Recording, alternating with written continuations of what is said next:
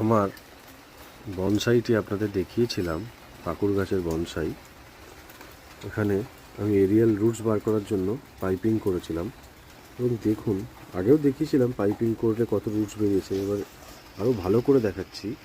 দেখুন, এই পাইপটা দিয়েছিলাম, এই পাইপটা দেওয়ার ফলে দেখুন এই রুটটা এই পাইপ দিয়ে ঢুকে মাটিতে প্রবেশ করেছে।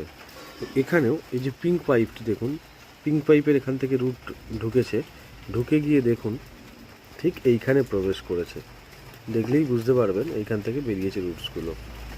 এইভাবে পাইপিংয়ের মাধ্যমে রুটস বার করা খুবই ইজি।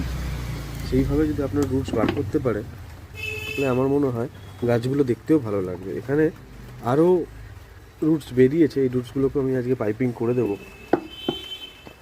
কত সুন্দর লাগছে গাছটি।